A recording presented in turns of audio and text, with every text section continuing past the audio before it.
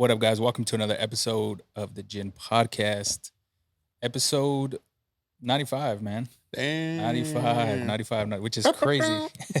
I was trying to figure out, I can probably look it up right here real quick. Um, yeah, this guest on right here, we're going to get straight into it. He's been on here before, but Early. yeah, early. 2 years ago, actually. Probably I think it was during the summer, or maybe a little bit before the summer. I think it was May of 2021. I might be wrong though. But um, that was actually the first time I met him in person.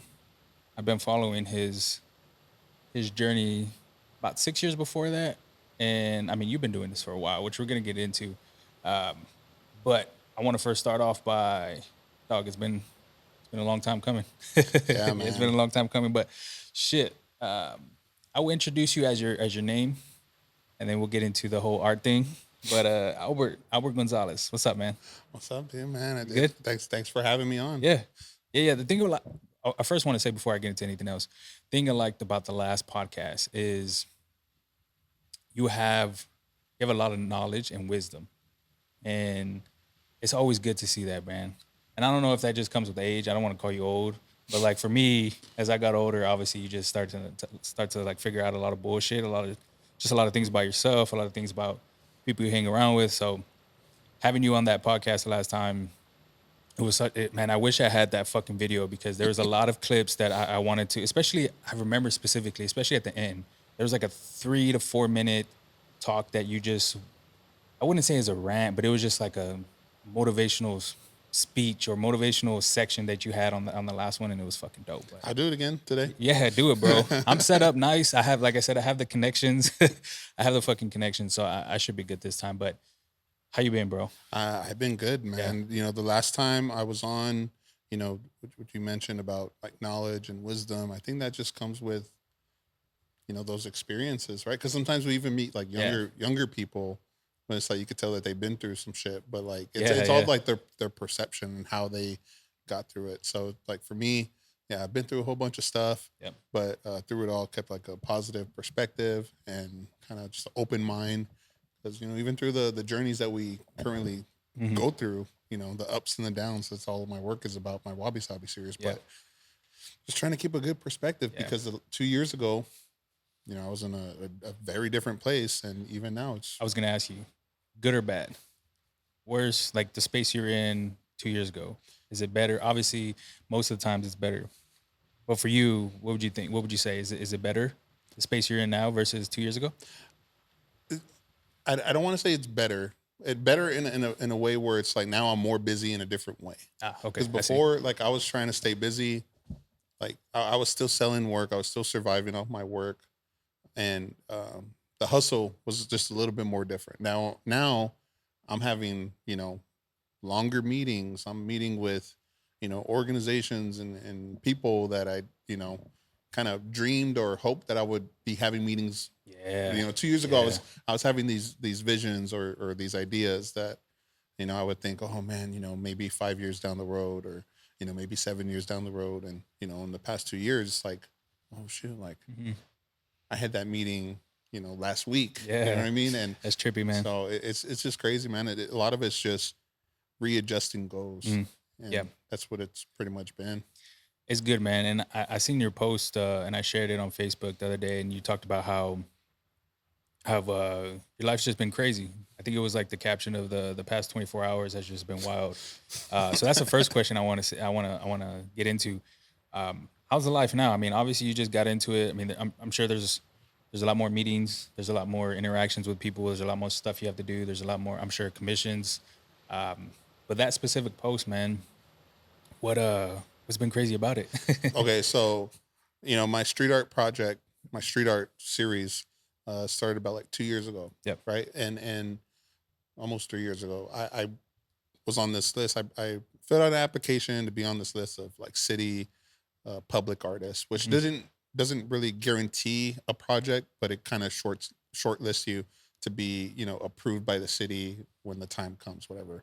But you still have to apply and this and that. Well, anyways, I did got on that list, was sitting around and would submit applications, and was thinking to myself like, it's an honor to be on this list, but doesn't guarantee anything. And I love engaging with my community. I love just being an artist. And I thought, man, like public art, what is public art? And I thought, it's engaging with the community. It's being active in the community. It's doing art for the community, and the city pays for it. Yeah. Right. Yeah, yeah. But after thinking about it and thinking about how long I might have to wait to have a city funded project, I thought, you know what? It's like I'm doing okay as a, professional artist. Like I could spare, a couple $100 from my own money to put into creating work for the city. Yep. And I started the street art project where I'm doing these street art installations, spray paint on cardboard, and I'm installing them without permission on different buildings and different spaces. And I'm leaving them up for the people in my city to enjoy. And was doing that like nonstop, still do it nonstop. Yeah. And enough to where I got recognition from the essay report about this story of public art. And, they kind of contrasted the artists who did these like flower installations that are made out of metal, paid for by the city, and myself who's doing these pieces on cardboard in, every zip code in the city. And I felt like there was like a cool contrast. Well, recently, fast forward, I was commissioned to do some stuff for the city of Dallas and the Oak Cliff area. And they wrote me a check to do some street art installations out there. And while I was out there, in February or March, I was doing these installations, and then I went really hard at that. I thought, you know what, since they're paying me for it, I'm going to, just go even harder. So I think the largest piece that I did out there was 4 feet by like 20 feet. And while I'm doing that installation, I was just thinking to myself, like, man, I wish my city would pay me for this. Like I love doing it in Dallas and in Oak Cliff, but my heart's here. You know what I mean? So while I was doing that, I was like, man, like I wish my city would just tell me, like, hey, you know what? Like, here's some money. Keep doing this for the city. Are you still waiting for them to give you the approval to start doing the? Well, okay, I got you, bro. I'm gonna get to that. So it gets crazy because Tuesday evening, I had a text message that led to email. Like, hey, we love your installations. We'd like to talk about, possibly doing something for the city during this event. So then Wednesday morning, have the meeting. It goes really well. Talk about budget and this and that. Well, then I submit everything Wednesday. It doesn't get approved till Thursday, early afternoon. And this project was due Friday morning. Oh, God damn. Yeah. So that's what, less than 24 hours. Yeah. Damn. So damn. Crazy, but it's also something that I had always wanted to do. And, I'm sure, some artists might not have taken it just because of the short notice and the scale of the work that they wanted and this and that. But for me, I always think about Nipsey Hussle. It's like dedication meets preparation. Yeah. And it's like the opportunity happens, and if you're either prepared for it or you're not. So I felt like all these, times that I've done installations in short notice, like it's only prepared me to bust my ass for, 18 hours straight in the studio, painting nonstop to install and be at an event with no sleep, to be there networking and talking. But again, 2 years ago was the shit that I dreamed about. Yeah. You know what I mean? And being able to get a check from this organization and being able to do something for my city. So it was like all that hard work and all that time of feeling like, oh man, like I'm not getting any recognition for this, but I'm still gonna do it. So like that was a challenge, but also that sense of recognition of like, man, like they see how hard I'm working, they're paying me for it. Like it made me feel good. But at the same time, after that event, after I got some sleep, I was like, all right, I need to readjust this goal, because now that I hit this benchmark, like what's next? Yeah. So that's what I'm always thinking about. It's like, this fucking train's loud, bro. Yeah, dude, my studio's the same like space between like my studio and the railroad, but it's soothing for me. I love it. It's loud, right? The train. I like it. Um, 18 hours, bro, straight. 18 hours straight, That's bro. No wild. sleep. That's wild. And it was crazy was I had that event from 10 a.m. to 4 p.m. I had to be there by like around 8:30 to install. And I finished my piece maybe like 30 minutes before I had to leave to install. Yeah. And then after that, 4 p.m. I had to break down and I had to be at another event by 7 o'clock that evening for another art show. You love this right off the bat. Yeah, dude. 100% you love I this. wouldn't have it any other way. And I told someone at the art show, we were talking Yeah. because they were like, weren't you just at this event? And I explained to them about, not having any sleep, but, being prepared for this opportunity. But, I go back, 8 years ago, and I remember being on the street corner, on a Friday night, seeing everyone having a good time and this and that, and just thinking like, man, like one day, like I want to have an art show on a Friday or maybe even two events and this and that. So like it's these things that I dreamed about back then are like starting to happen, and it's just like it's a beautiful thing because at the end of the day, 2 years before, 2 years ago, things were very different then too, but it's always just perspective and adjusting my goals because they're always changing. It's always good to see someone's journey like over time, and that's the beauty of like social media. Like you get to see, although we don't get together other than maybe a podcast here and there with the Woodlawn Yacht Club. Yeah. Or I mean, just social media, just seeing the growth and seeing the journey. It's always fucking dope. And the thing about you is you post and it's everything you're saying right now. You're fucking working. That's what it is. You're working. Like you're out there in the fucking city posting up these things. You're having art shows. You're having the galleries. And one thing I wanted to ask you, because I don't know where this comes from, and I really want to figure it out. Pretty curious. Fucking Jose said, I think it was on the podcast we had. Maybe it was just in person podcast we had, but you I think y'all were together out one time, and y'all were I think just downtown San Antonio, and I think y'all just had a interaction with some people downtown, and you started. I don't know. Maybe you can talk about it more. Yeah. So it was New Year's Day Yeah. or New Year's Eve, and like through the whole experience of pursuing this dream, it's made me like fearless, right? So like just approach someone and just talk to people. So There it's we New go. Year's it's New Year's Eve, and we're hanging out, me and Jose, and my wife gave me permission to go out with Jose and just kind of walk around downtown because at the time we were living at the 68 apartments. Well, anyways, we're walking around and I'm not even drunk, I'm not even drinking or nothing, and I just told Jose, I was like, man, like I want to get people to do something like just organically, and I said, you know what, I'm gonna get people to do the cha-cha slide. Yeah, there we go.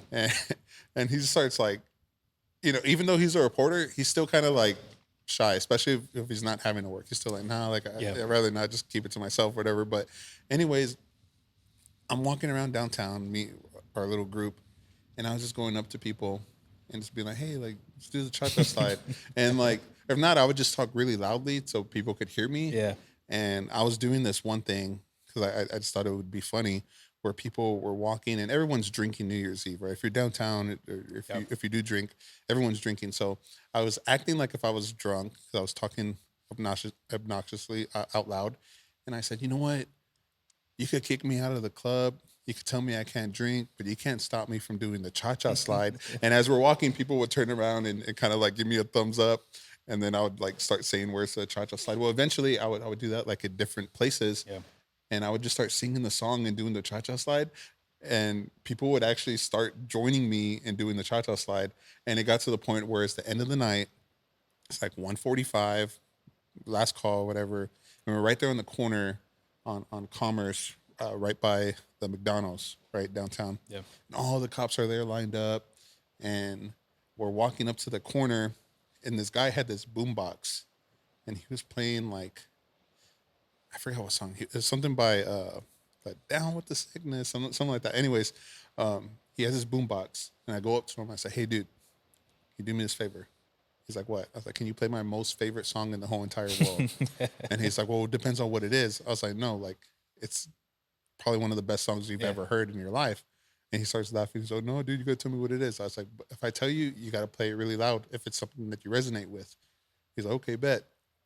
So I tell him the song, and he's like, hell yeah. So he has this JBL thing. He puts it on full blast. We get to the corner where all the cops are, and everybody's like kind of walking out of the club. And I'm dancing to the cha-cha slide on the street corner right in front of the cops. And Jose's like kind of scared at the time. He's like, man, they're gonna arrest you for being drunk. I'm like, I'm not drinking, so I don't got nothing to worry about. And the cops are like all staring at me. And I'm like, hey, I'm not breaking any laws here, right? They're like, no. So I'm like, okay, I'm gonna do the cha-cha slide. Yeah. So I start doing the cha-cha slide. People start joining me on the street corner doing the cha-cha slide.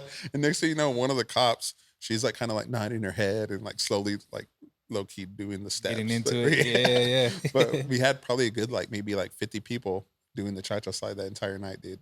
But that's like a testament to like me putting out Yeah. this energy of whatever it is that I have to like just connect with people and just to, have a good time and just spread positivity, dude. You mentioned fearless. Is that where does that come from? I have no clue, No? dude. Have you always been like that? I don't think so. Yeah. Like I don't think it was till like pursuing this career, this crazy dream. Like Yeah. I feel like before I was always like talkative.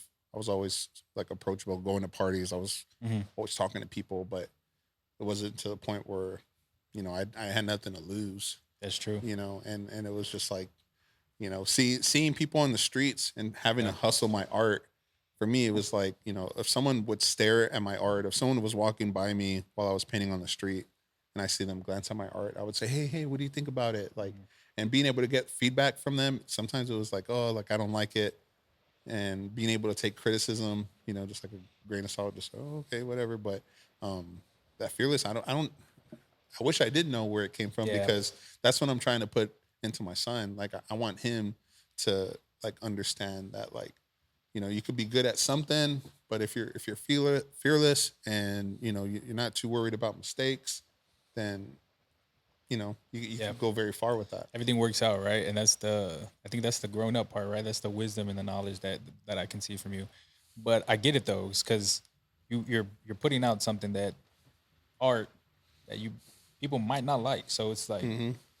well, fuck, like you have to, like, there's no other way, like there's literally no other way. But you mentioned your son, and that's actually one of the points I wrote down. I'm not a parent yet.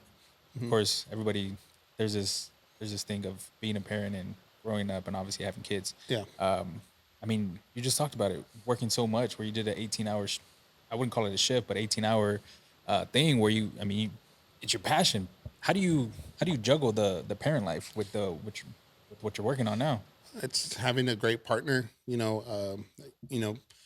Thinking about, a lot of times I think about how parents do it that are single parents. And it's hard to think about, but Yeah. I've been blessed to have such an amazing partner who constantly reminds me, like, hey, like, you're working a little too hard, or hey, like, you know clear your schedule Sunday, or Mhm. hey, let's do this and that. Like, if it wasn't for her, I'm also make sure I spend time with my family. But again, as things get crazy and Yeah. get more intense with what I'm doing, um, she's my rock. She keeps me grounded. And yeah, if it wasn't for her, I'd be super stressed out. But Yeah. there are also the reasons why I work so hard. Yeah. So finding the balance, um, I feel like it's reflective in my work as Mhm. well. So I bust my ass in the studio, and then I try to put that much effort into taking a vacation and Yep. this and that. So like my wife, um, we went on a 1 month vacation last year, and Damn. I had never taken a vacation. And especially since I started my career, Mhm. that idea of taking some time off just seemed impossible. And we kind of blew it off for a while, because as much as we wanted to go, something would always come up. Mhm. And a year ago, right before August, some things had kind of fell into place, sold some pieces, and I was like, okay, like, I gotta take this time Yeah. now. And normally my wife likes to plan things out. She's always like, oh, well, let's do this here, Yeah. this and this here. And I sold some paintings, this and that. And I just said, hey, like, let's pack up and let's just hit the road. And she was like, oh, well, where are we gonna go? I was like, we'll start off at Big Bend, we'll go camping, and then we'll figure it out from there. So it was a complete surprise. But we left August 6th, and no, we left August 9th, and we came back July 6th. We went from Big Bend, Mhm. Marfa, New Mexico, Grand Canyon, Damn, Utah, it's crazy. LA, San Francisco, all the way up to Portland, down to Denver, This is all and back. driving. Yeah, Jeez, I don't think I'll be able to do yeah. No, that.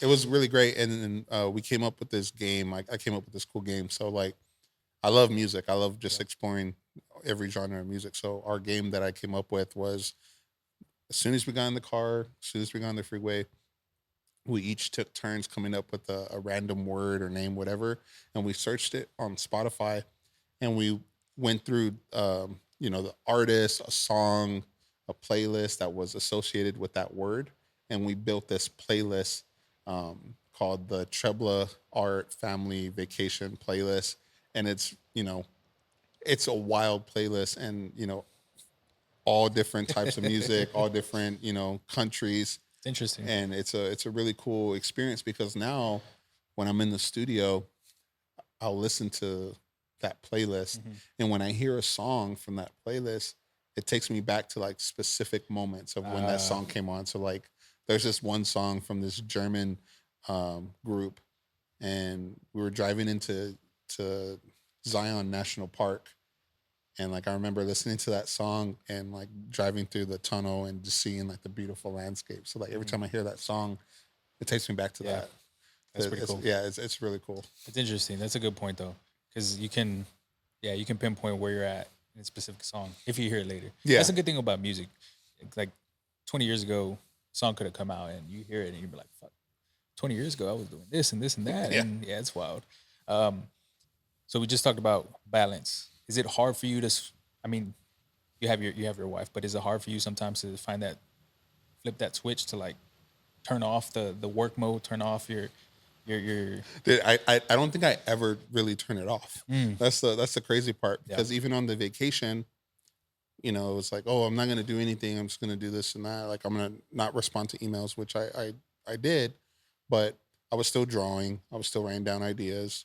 And at one point, we're at the Grand Canyon, and this is me just super chilling on this like seat at the edge of the Grand Canyon with a whole bunch of people that were there at this lodge, and I'm just staring at the Grand Canyon, and something entices me to just start sketching. hmm So I'm there sketching. This guy and his wife are sitting next to me.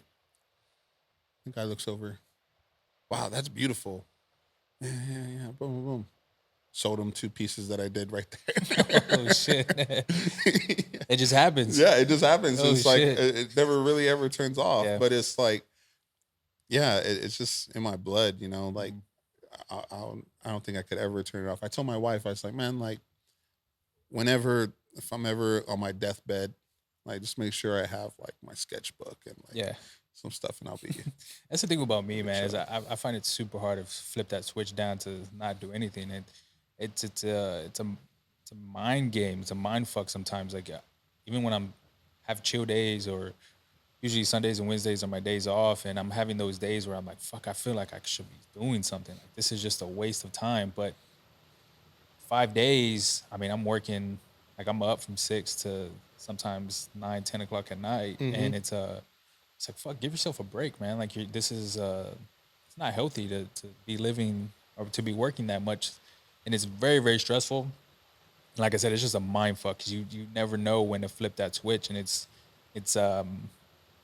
I think there's been definitely a couple experiences where it's just slapped me in the fucking face. It's like holy fuck, bro. Like slow the fuck down, chill out, have those off days, rest, and it's good, man. Those days are usually turn out to the best, and it's usually works out pretty good. But I feel like it's a challenge to do that, and I was talking about that subject to someone else. It's like it's always a challenge to whatever it is that you're passionate about, what you're doing. mhm, Just being able to find that challenge, because a lot of people, if you're not really invested in it, you just think, oh, it's just a waste of time. But yeah, you got to find the challenge and make it mhm, worthwhile, because there's always something to take away from that experience, and yeah, and that's what I'm always constantly trying to work towards is figuring out what the challenge is, how can I, apply myself to overcome that, and even if I do or even if I don't, like what can I take away from that Yeah. lesson? And that's every day. Mm-hmm. And I feel that's what's gotten me to where I'm at today, is just being able to, again, perspective of, even if I fail, even if I don't get a certain opportunity, like what can I take away from the experience? Mm-hmm. That's always good, man. That's the thing about you, man.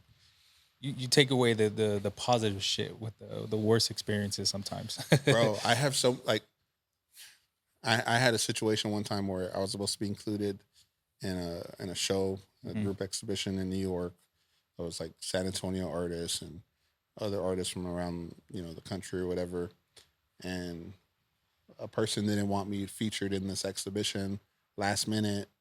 And, I was told like, hey, we don't have enough room for you. And turns out they were beating around the bush, and one person didn't want me included in this exhibition. Wow. So, Wow. anyways, I was excluded myself, and just applied this idea of applying myself to, sending out proposals to Mhm. places all over the city in New York. And out of nowhere, I was able to get one response of a yes, that they loved my idea and they allowed me to showcase my work in a public area in New Mhm. York City for about a week for free. And it was crazy because, if it wasn't for that negative experience, Yeah. I wouldn't have been able to turn a negative Mhm. into a positive. Mhm. Yeah. And That's always good. I struggle with that a lot. Like finding I stress so much about the negative shit, like I can't see the positive things, and I think that's where sometimes it just takes me off direction. And the thing about me is, you, like I don't know if it's just the people I see on social media or if it's just like my family and friends, but sometimes I get into these modes of you should be doing something different, mhm. or you should be way ahead of what you're supposed to be doing, and you got to take a look at the journey you're in right now and find the positivity, because if you don't, you're gonna get slapped in the face again, and it's just fucking one negative thing after another. or or or you could just see it from my perspective of baby steps. Yeah. Think about it like, you could, think that way as well, but Hmm. you could think, hey, you know what, like I'm putting in the effort, I'm going forward. It might not be, a giant leap, but I'm applying myself every day to have this, positive move forward. Hmm. And, I did a workshop a couple of weeks ago, and at this place called Alpha Home, and it's for women who are recovering from like substance abuse. And one of the things that I kind of ended the workshop with is like, it's okay to take baby steps. You got to remind yourself that Yeah. every day, recovery, any career path that you want to do, baby steps. Just always remind yourself that, like, hey, I'm taking a step forward. Hmm. You rather take a baby step forward than stay still or move back. Yeah. So if you're taking the baby steps, you look down the road, you look 2 years down the road, and you turn around, you're like, oh shit, Yeah. look where I'm at. So yeah, that's really Hmm. it too, is just reminding yourself, like, I'd rather take a little baby step or shuffle at that forward. Something. Yeah, something forward, because yeah, like, there's so many people that, could be very pessimistic, and they Yeah. could overlook that and just think like, oh yeah, like this ain't shit. But in reality, like, you're taking baby steps. And sometimes you get these opportunities to take a leap, right? And sometimes you don't land it, right? Hmm. Sometimes you slip up, you make a mistake, or something falls through when you thought it was like a solid move, but you still attempted to move forward, Yeah. right? Yeah. And you still have an opportunity to dust yourself off, get back to where you started, or even have a further position Then before. Yeah. than before, and Yeah. then you just keep moving. Yeah. But that's for me. That's the way I see life. Of just every day, you gotta just take a baby step forward. That's a good way to think, man. That's what I like about you. Um, one of the biggest things that I guess would you say you're known for, Wabi Sabi, Wabi Sabi, my Wabi Sabi your series. series? Yeah, we got into it the last time. But where did that come from? That series. Where did that start off from? So I went to Philadelphia in New York City to just go immerse myself in the museums out there. Mhm. And out there is when I seen the Henry Matisse color cutouts for the first time in person. And Matisse's later works, the color cutouts, just very bold pieces of work. And seeing those in person really changed the way I use color in my own work. And the night that I came back from that trip, uh, a day before that, I met Spike Lee Oh yeah, in the streets I love that story. of Soho. And, Yeah, yeah. I met Spike Lee and I was telling him about how much he was inspiring me and this and that. Well, anyways, I get back the next day to San Antonio, have this dream of these colors floating down from the ceiling of my studio. The next day, I paint my first ever, floral piece, which eventually turned into the Wabi Sabi series, like days later. And the Wabi Sabi came to me because while I'm in the studio, I'm always just like listening to documentaries or listening to podcasts and stuff. And I was just starting one of my pieces, the floral paintings then. And while I was painting, I was listening to this short documentary about a Japanese woodworker who established this woodworking um, company in New York. And all the trees that they use for these pieces of furniture that they build are all discarded trees, all dead, diseased trees. Yeah. And he's explaining the work.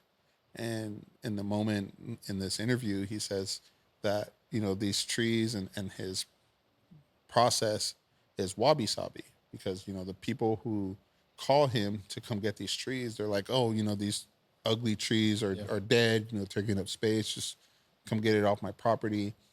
He says, he happily goes there and cuts down the tree and he dehydrates it, and it takes like couple year process for the tree to dehydrate. And he doesn't add anything to the tree. If anything, he uses just like an organic, clear stain.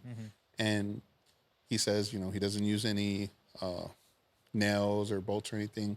Everything's just, traditional Japanese style, wedge. Yeah. And he creates these beautiful pieces of furniture. And he says, this is wabi sabi. The tree was dead. It was diseased. It was ugly to some people.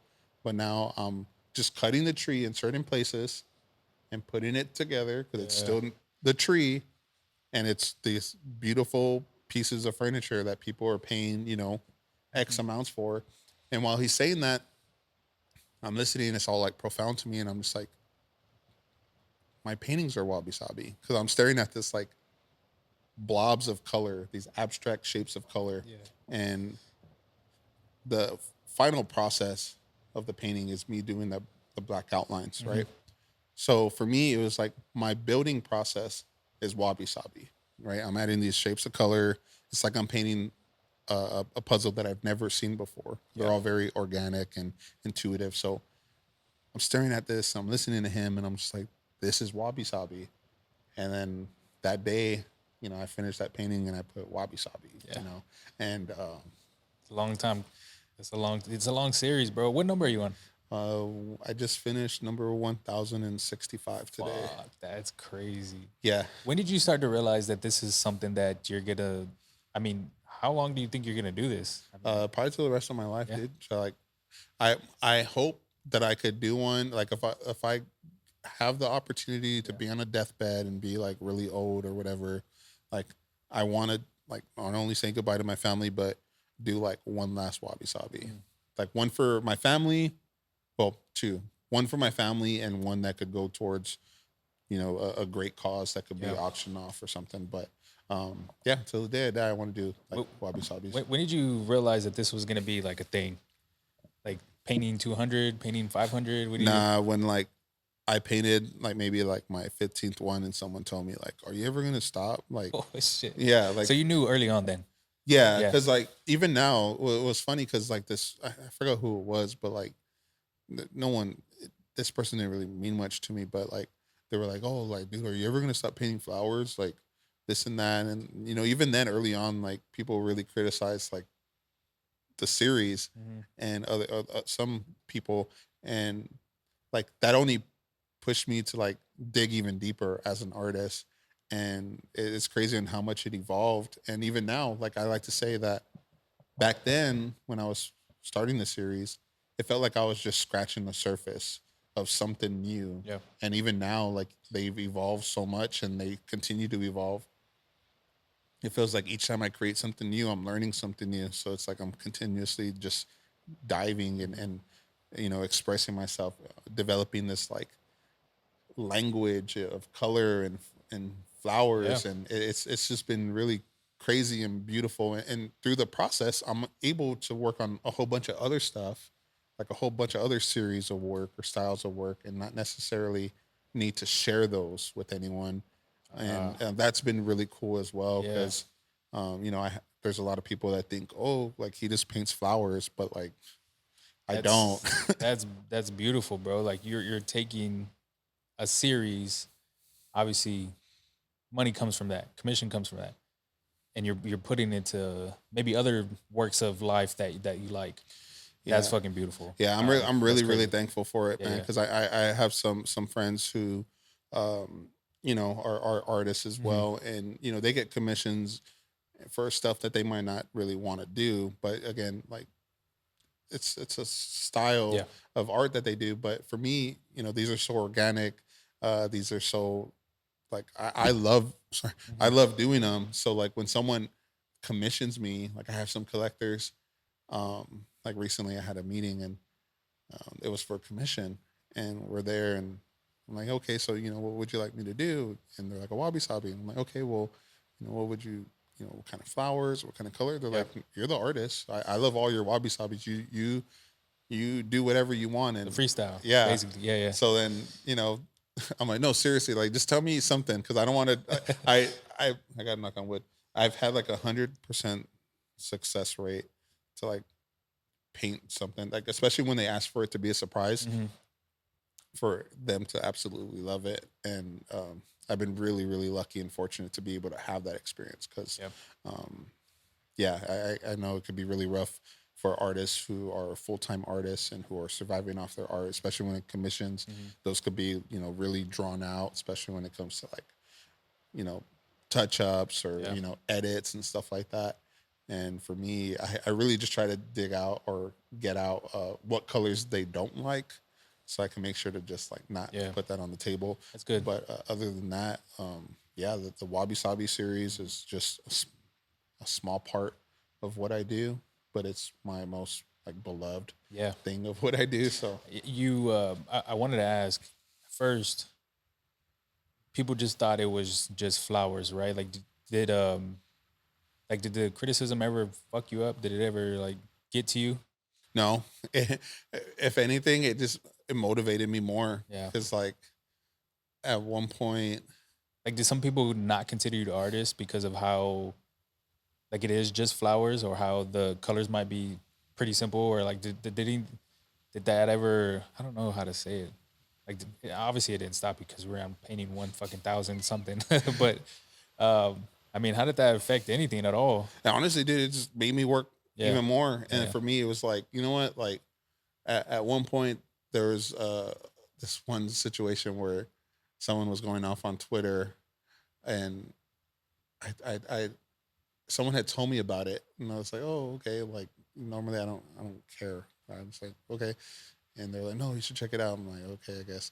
And they called it like mediocre. Mm. So then I had this opportunity to do a mural, and I did like a really large one, and then I put keeping it mediocre, There you and go. that was my Yeah. response. But I wasn't calling out the person or anything like that. But um, yeah, if anything like that, it just like honestly, like if someone tells me about it, like no one ever tells me Yeah. anything like up front. And if anything, I'm just like, okay, like it's just one person's Just don't care, right? criticism. I don't, Yeah. because at the end of the Yeah. day, like I'm not gonna make everybody happy, and I don't need to. And as long as I'm surviving off my art, as Hmm. long as I'm paying my bills and making sure my family's good, like, and yeah, Yeah. I understand sometimes like you know criticism could be harsh, and there's sometimes where I could be critical on someone else's work, but Hmm. it's not gonna do me any good. So Yeah. that That's that's true. that's one thing I try to be better at is understanding sometimes people are even talking behind your back, but I'm not gonna treat them any differently because then that's just puts Shit, me I on the would. same. Nah, not me, man. Because for me, like I want to be undeniable. You know what I mean? Would you, if someone is talking behind your back, would you still talk to them? Yeah, like I'm not gonna talk to them like freaking like friends or anything like that. I'm gonna be like, hey, Ah, I what's see what up? you mean. You know what I mean? But I'm not Just gonna be. keeping it cool and not trying Yeah, to. I got you. Okay. yeah. I'm not gonna be like, oh yeah, we're best friends and Yeah. all that. I'm just gonna be like, yeah, I know them. Like It is what it is. Yeah, yeah, I got you. yeah. So for me, it's just like someone could talk behind my back. That's them, whatever. But I'm not gonna reciprocate that. You know what I mean? Again, I say I want to be undeniable in the sense like if you want to talk about my character, if you want to talk about my morals, like I'm not that kind of person that's Yeah. gonna talk shit behind someone's back. Like I'm always gonna just be a genuine person because at the end of the day, that's what I want my son to be. You know what I mean? Like I don't want him talking about Yeah. people. I don't want him to be worried about what people think about him or what people say about them, Yeah. and just putting positive energy out there in the world. And at the end of the day, like you want to compare like oranges to apples. It's like Yeah, it's kind of one of those things where it's not true. Like, deep down, like your morals and your character is not what they say it is. So you're like, well, fuck. I mean, what are you gonna do? Like, it's not true. yeah, I wanted to give you some just some recognition because I had Cody Freeman on last season, I should yeah, say, yeah, yeah. and he talked about a situation. No idea that he even knew or he even like had any experiences or knew who you were. And I think the situation or thing that y'all had together, I think you had a gallery, and I Hmm. think you let him put up some up of his pieces. Is that right? Is that Yeah, correct? yeah. Okay. Um, I mean, how did that? That's obviously super dope because you're obviously elevating someone else's art. I mean, how did that interaction happen? Did you just reach out to him, or I mean, did you know about him before that? Yeah, well, I'm always searching artists on Instagram, Yeah. and I feel that's a great resource for collectors, curators, art enthusiasts to just hashtags. And for me, I found them through Instagram. Hmm. I'm always using hashtag San Antonio artists, SATX art, just scrolling through, just seeing what newcomer or what person's Yeah. trying to get their work exposed. So I was just going through Instagram and just searching stuff, and I found him, and I liked his work, and I thought, hey, like I have this opportunity to showcase artists. I like to showcase your work, this and that. Hmm. And it was actually the first time he had sold a painting Ah, was through yeah. through the gallery. He did say that. Yeah, yeah. Yeah, so it's like I'm always trying to find people who are searching for that opportunity because I know how hard it was for me. So like to be able to have a position to help someone create that opportunity for Mhm. themselves, like I'm always just trying to share my knowledge. I'm always trying to share opportunities.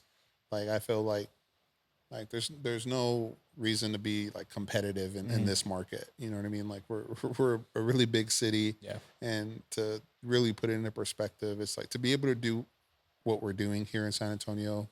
We're like the seventh largest city in the nation, and then compared to all the other countries, Yeah. like we're in a really big place, and like to be able to be leaving a mark in such a big place in the whole entire world, Mhm. like it's a really cool thing to think about. And Yeah. so like I'm always just trying to just share Yeah. because we're just in a really fortunate, cool, lucky position. That was dope, man. When I heard that, like I'm telling you, it caught me off guard when he was like, "Oh shit, yeah, I know this person who did this," and I saw my first painting. And I mean, obviously, I think he's full time commission, but that's always good, bro. Always lifting people up.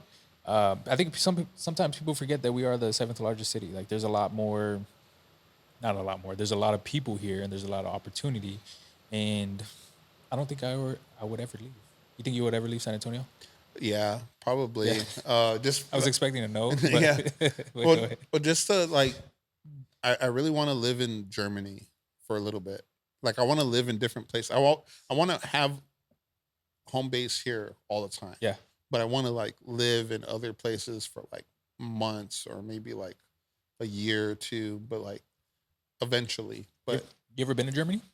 no, I was actually we were planning a trip there before COVID, like right before COVID. We were like, oh, let's go to Germany, and then when we were getting ready to start like these payment Yeah. plans, COVID happened, and then we're like, Good thing we didn't start the payment. Yeah, that plans. would have fucking sucked. Yeah. I've never been out of the country. Oh, I'm lying. I've never been to Europe, I should say. That would be crazy. That's pretty cool though. Like it always trips me out when people come to, like, when I meet people and they know, and they're from like Europe or from like a different country, and they know like 7 languages, and we barely even know like 2 or 3. Yeah, it's fucking crazy. Like, it's just I don't even know what it is or what it comes down to. Like when they know like 6 different languages, like it's fucking trippy. But yeah, that would be fucking crazy. Why is that though? Like, why are you just trying to see the culture? Are you just trying to like Culture, be see the familiar with world. it? Yeah. I really want to establish myself in like multiple art communities. Like, Yeah. I love San Antonio. It's always going to be home, but like I really want to be, more engaged in like the world and how I might be able to share what we're doing here in San Antonio and other places. Yeah. And San Antonio, we're lucky to have like some of the world's nicest people. Like people aren't as nice as they are in San Antonio. I told Yeah. this one lady. So I had a solo pop up exhibition in New York, and the place where my show was at this amazing place, Turnstile Underground Market. Shout out to them. I sent out a proposal. They loved it. They gave me a retail spot for free Damn. in New York City in like high traffic area, and the place would probably cost like thousands of dollars. They let me use it for free, and that was a great experience. Well, anyway, so I had my show up, and just like you see here in the malls in San Antonio, if it's kind of slow, you see the people outside, just trying to get people in. Yeah. You don't see that in New York. So much people. Yeah. Yeah. So for me, people are walking by, and I go, you know what, I'm gonna get more people in here. So I go out the door, and as people are walking by, I'm trying to talk to them. And if you haven't been in New York, everyone's just like plugged in, and like, they ain't trying to waste no time. So anyways, everyone's trying to walk by, and I'm just trying to talk to everybody. And this lady, she's at this kiosk like across from me. She's just watching me. And finally it slows down, and she looks up at me, and she's like, "You must be from San Antonio." I was like, "What?" And she's like, "Yeah, you're just so nice and like talkative." I was like, "How? What? Like how would you guess that?" And she's like, What? She's like, "I don't know. Like I've been to San Antonio once, and like everyone's just so nice, and like you're really nice, and you're really talkative and friendly." She's like, "People in San Antonio are really friendly." And I thought about it. I was like, "Yeah, you're right." I was like, "Yeah, because you could do this in San Antonio, and you could start talking and freaking complete stranger, and you'll be camaradas like afterwards. Yeah. Go get a beer or I something." never realized that, man. I don't know. Maybe it's the culture. Yeah. It has to be the Mexican culture for sure. Yeah, like, and I practice that. I've always practiced that, starting my career. But like, you could walk by someone, be downtown, and be like, "Hey, what's up, dude?" If you're like approachable, like, and you're talking in a nice tone, a nice way, like someone would be like, "Oh, hey, what's up? What's going on?" And people that aren't even from San Antonio, when they're in San Antonio, they're like more receptive to it. Like, it's weird. Because I guess they just feel like that energy of like, "Oh, this guy's a nice guy." Because it's weird, because I've talked to New Yorkers in New York.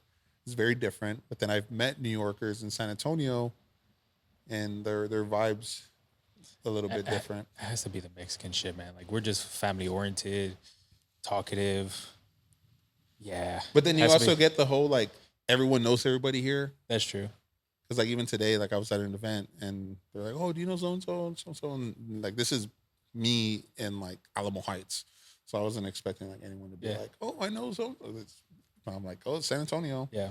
Like, I mean, so the web of family and culture, it's crazy. Well, shit, man. What are you working on now?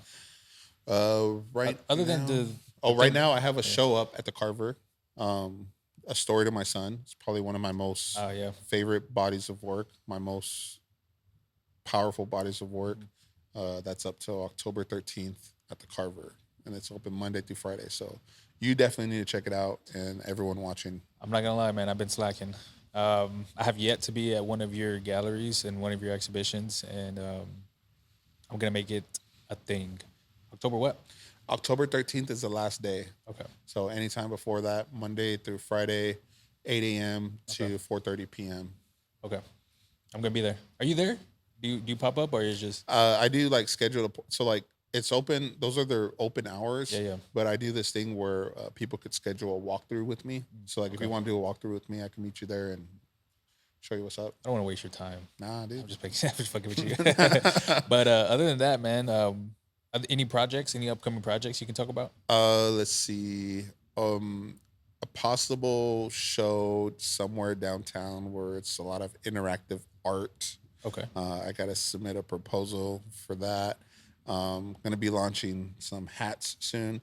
I was gonna ask you who did that. Lou. I figured. I think y'all posted it, right? Yeah. Yeah, y'all posted it. Okay, I remember now. So I'm going to be releasing some hats soon. Right now, I have some that are on pre-order. I'm trying to fulfill 25 orders so I could just order in bulk. Okay. That and just like writing a lot and just doing a lot of proposals and submitting a lot of applications for residencies.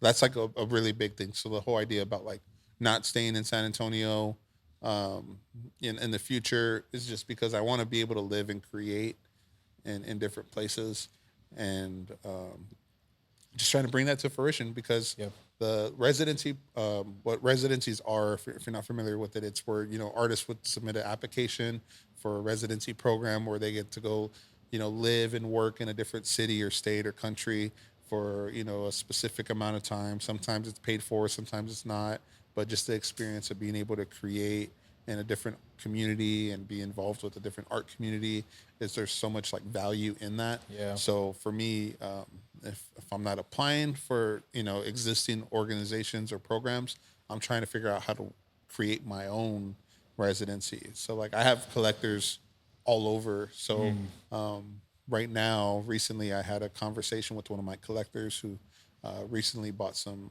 real estate in Santa Fe. And Santa Fe is an amazing community of art and galleries. So Yep. Hopefully within the next year or two, I would be able to create like my own residency opportunity with that collector, and I'll be spending some time in Santa Fe, creating out there, and staying in my collector's condo. And it's a cool setup that we've talked about, and it's something that I kind of want to reproduce for other artists because I feel like there's a lot of opportunity in that too. Yeah, 100%, man. So let me get this straight. When you say residency, someone else is basically paying you to go to a certain city, go to a certain spot, and then to create art. Does that sound good? Sometimes they pay you, but it's just you're able to go somewhere else, live there, and work there. And So let's just say they don't pay you. You still show up, and then you're able to sell art. yeah, Okay.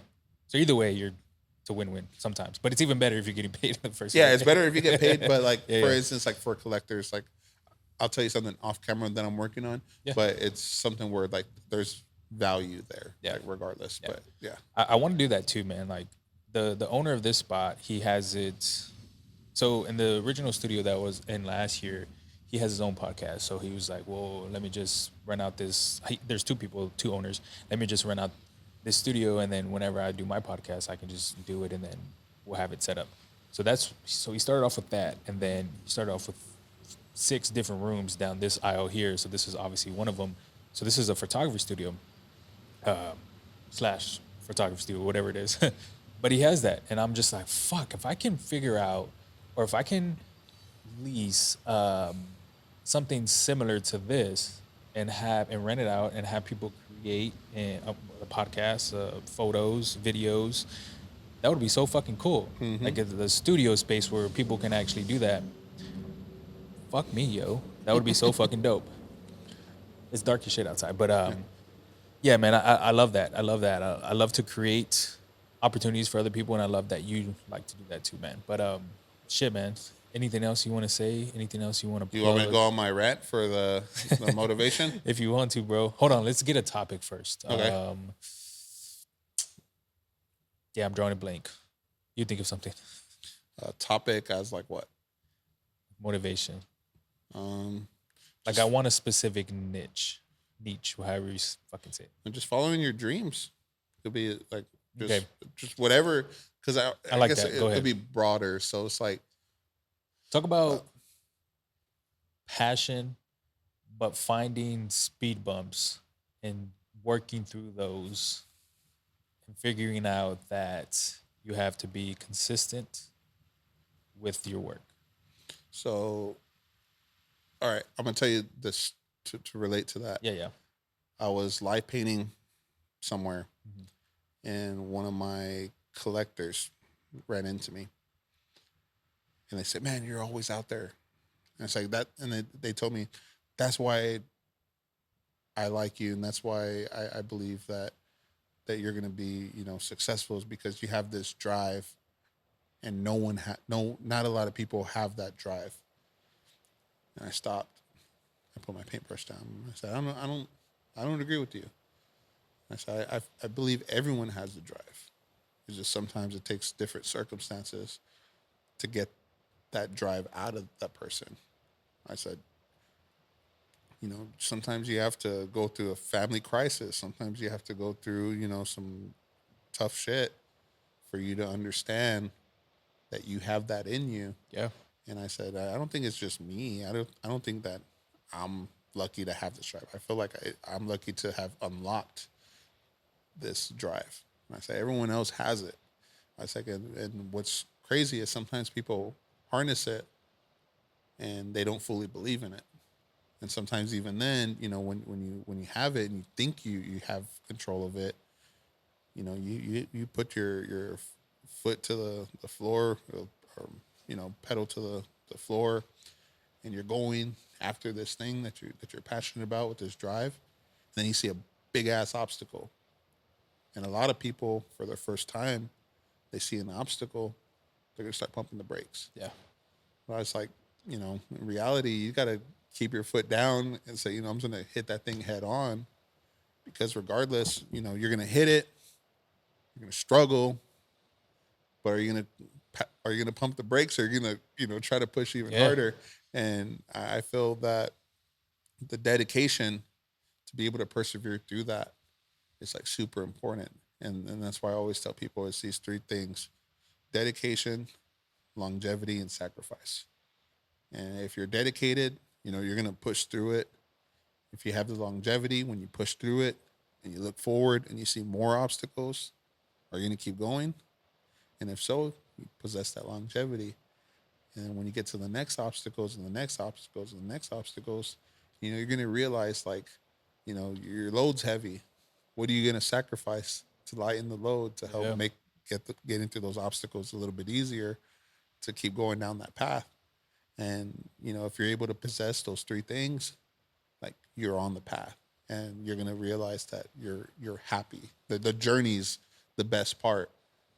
There's gonna be opportunities where you make a sacrifice, you get through an obstacle, and you expect a reward right away, and that's not what happens. Hmm. Sometimes you get through it and you expect a reward, and that's not to a couple of years later where Yeah. you realize, like, all these other obstacles were just to build up to the reward, years later. Yeah. But I tell people, just remember that, determination, longevity, and sacrifice. If you're on a path of something you think that you're passionate about and you can't check off these things, then go find something else. Like, if you had to second guess it, like, you're already, like, not on the right thing.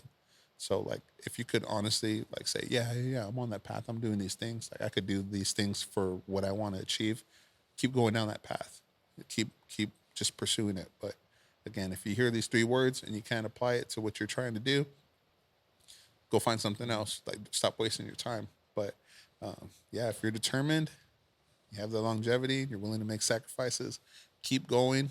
Don't let no one stop you. Believe in yourself, even when other people don't believe in you. Just keep pursuing it.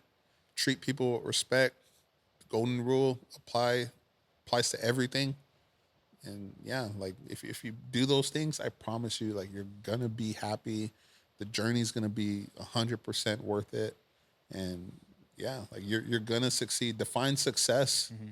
your own way. Yeah. Don't look at someone else and be like, that's success, because that's a whole other person's individual story and how they attain that. So, like, define success for yourself. My success, for me, it's being able to be a full-time artist, pay my bills, and support my family. Like, it's not living lavish or this and that's, not nothing, material.